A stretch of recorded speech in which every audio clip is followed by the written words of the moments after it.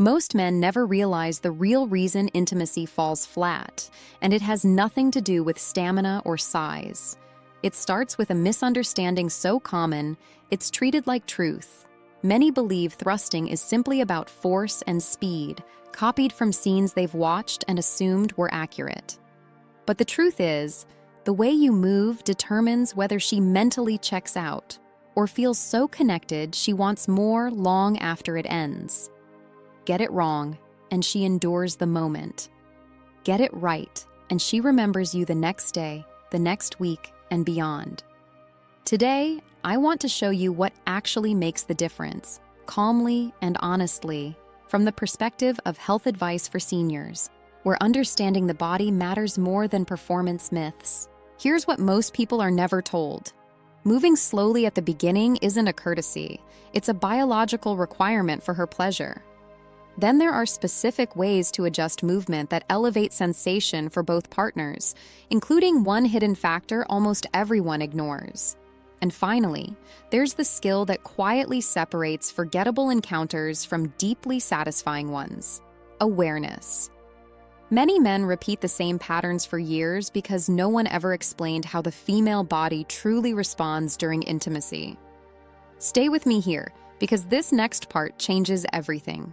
The biggest mistake happens right at the start, going too hard and too deep, too soon. Popular culture shows instant intensity, and over time, that image becomes expectation. But inside her body, something very different is happening. Her arousal unfolds gradually. Blood flow increases, tissues soften, the vaginal canal lengthens, lubrication builds, muscles relax. None of this is instant. When intensity arrives before readiness, discomfort follows. She may stay silent to protect your feelings, or because she assumes discomfort is normal. But biology doesn't lie. When you begin slowly, you give her body permission to open fully. And when intensity comes later, it feels powerful instead of painful. Slow isn't hesitant, it's intelligent. And once you understand that, everything else becomes easier. The next principle is teasing, and it goes far beyond foreplay. Teasing during movement is about contrast. Pleasure adapts quickly. When stimulation stays intense without variation, the nervous system adjusts. But when intensity is briefly removed, desire spikes. Pulling back at the right moment creates craving. In practice, this means letting her enjoy a rhythm she clearly responds to, then easing off. Slower movement, shallower motion. Watch how her body reacts. The tension builds. Her desire becomes visible. That contrast makes the return of intensity feel overwhelming, in the best way. Just remember, timing matters. This works while building arousal, not right at the edge of release.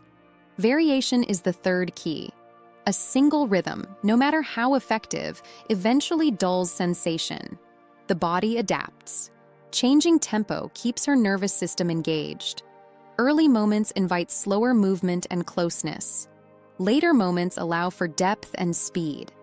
There's no rigid formula here. It's about responding to the moment, the position, and the connection between you. When rhythm evolves naturally, pleasure stays alive. This responsiveness is where real confidence shows up. Now let's talk about what nearly everyone overlooks: grinding. Most focus only on in and out motion, which stimulates internal areas but ignores the primary center of pleasure. The clitoris is not just external. It extends internally and responds powerfully to pressure around the vaginal opening. Grinding creates that pressure. Staying close, moving firmly, applying controlled contact. This isn't roughness, it's precision. Positions like missionary or cowgirl make this easier, but it's adaptable. Grinding not only increases her pleasure, it helps you regulate your own arousal. Less stimulation for you, more for her. Balance matters. And this balance is what allows intimacy to last. The final principle is presence. Real attention. Watch her movements, notice her breathing, feel when she leans in or subtly pulls away. Too many men get lost in self-monitoring instead of connection. Presence teaches you what works, not just once, but consistently. Adjusting in real time is what transforms intimacy from mechanical to memorable.